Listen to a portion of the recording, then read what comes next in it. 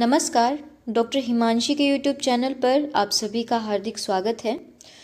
सुश्रुत संहिता सूत्र स्थान अध्याय 11 हम पढ़ रहे थे। शारपाक विधि अध्याय श्लोक नंबर 21 तक हमने पढ़ लिया था। अब हम आते हैं श्लोक नंबर 23 पर।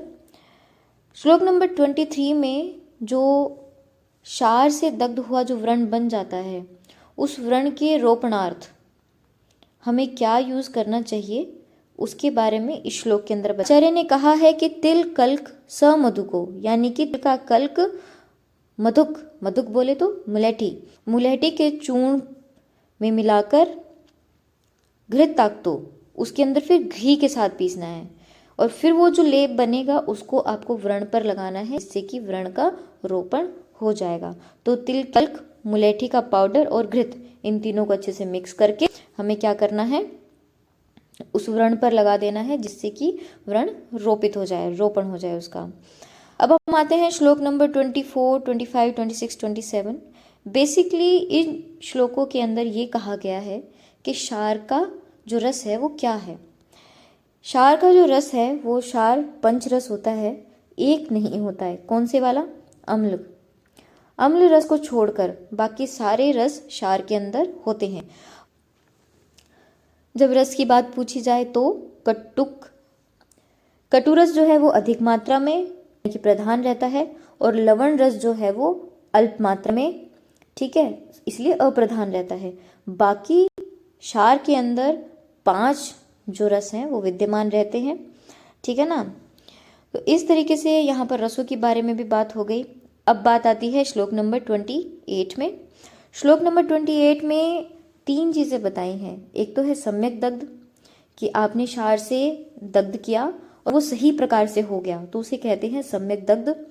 फिर आता है हीन दग्ध, कि वो आपने क्षार का प्रयोग किया लेकिन वो अच्छे से नहीं हुआ, कम हुआ, ठीक है, तो वो हीन दग्ध। एक होता है अति दग्ध, कि आपने क्षार का प्रयोग इतनी ज़्यादा मात्रा में कर दिया कि वहाँ से वो बहुत ज़्यादा जल गया। तो ये 3 जो लक्षण हैं, इनको पहचानने के लिए क्या क्या आचार्य ने चीज़ें बताई हैं वो हम देख लेते हैं। इन्होंने बोला विकारोपशमो लाघवम अस्रावश्च, यानी कि अगर सम्यक दग्ध हुआ होगा तो रोगों का क्या होगा, शमन हो जाएगा, अंगों में क्या होगी, लघुता आ जाएगी। अस्रावश्च, यानी कि जो भी स्राव हो रहे हैं वो बंद हो जाएंगे। ये है सम्यक दग्ध का लक्षण। फिर हम आते हैं हीन दग्ध पर। हीन दग्ध के अंदर क्या लक्षण बताए? तोद, कंडू, जाड्यानी, व्याधि विवृद्धश्च, ठीक है ना। यानी कि अगर तो हीन दग्ध हुआ है, ढंग से क्षार लगा ही नहीं है, तो उसके अंदर लक्षण दिखाई देंगे। तोद यानी कि सुई चुभने जैसी पीड़ा, ठीक है, कंडू यानी कि खुजली, जाड्यानी यानी कि उस स्थान पर जड़ता फील होगी और व्याधि की वृद्धि हो जाएगी। ये है हीन दग्ध के लक्षण। अब हम आते हैं अति दग्ध पर। अति दग्ध में क्या कहा है? दाह, पाक, राग, स्राव, अंगमर्द, क्लम, पिपासा, मूर्छा, ये सारी चीजें रहेंगी। दाह हो गया, पाक हो गया, पूरे का स्राव हो गया, अंगमर्द, ग्लानि, पिपासा, मूर्छा, ये सब है। आपको पहले 2 याद हो गए, तो इसके अलावा जो बचे हुए हैं वो कौन से हैं? अति दग्ध के हैं। अब हम आते हैं श्लोक नंबर 29 पर, ठीक है, और 30 पर। श्लोक नंबर 29 और 30। बेसिकली इस श्लोक के अंदर क्या लिखा हुआ है कि कौन से ऐसे रोगी हैं जिनके अंदर क्षार का प्रयोग नहीं करना चाहिए, जिनके अंदर क्षार का प्रयोग नहीं करना चाहिए, वो देख लेते हैं। कुछ मेन चीज़ें हैं वो हाईलाइट कर लेना। तो ये जो इस पैराग्राफ के अंदर लिखा हुआ है वो सारा का सारा वो वाले डिजीज़ है जिनके अंदर हमें क्षार प्रयोग नहीं करना चाहिए, जैसे कि दुर्बल में, जैसे कि बालक में, वृद्ध में, डरपोक में, ठीक है, जिनके सभी अंगों पर शोथ हो गया हो, उनको भी नहीं करना चाहिए हमें, है ना।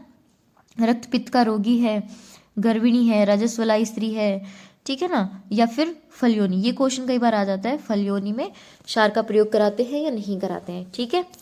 ये हो गया हमारा श्लोक नंबर 29 और 30। फिर हम आते हैं श्लोक नंबर 31 पर। इन्होंने बोला है कि थोड़ी सी और चीज़ें बता दी कि आपको नहीं करना है क्षार। मेन क्या है? मर्म स्थान पर, सिरा स्नायु संधि पर, ठीक है, सेवनी पर, धमनी, गला, नाभि, नाखून, इन सब में क्या है, हमें क्षार प्रयोग नहीं करना चाहिए, ठीक है ना। फिर उसके बाद हम आते हैं श्लोक नंबर 33। कि मान लीजिए आपके पास अब क्षार है, लेकिन जिस वैद्य के हाथ में क्षार गया है वो इतना वेल एजुकेटेड नहीं है या कम पढ़ा लिखा है, तो ऐसे में वो उस क्षार को जब भी यूज़ करेगा तो हमें लाभ नहीं मिलेगा।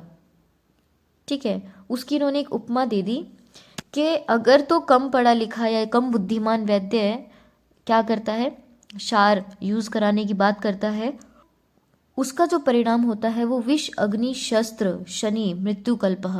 तो इन सब के समान जो मृत्यु होती है, इन सब से विष अग्नि से जो मृत्यु होती है वैसे ही उस इंसान की भी मृत्यु हो जाती है या फिर शीघ्र ही भयंकर रोगों की उत्पत्ति होती है।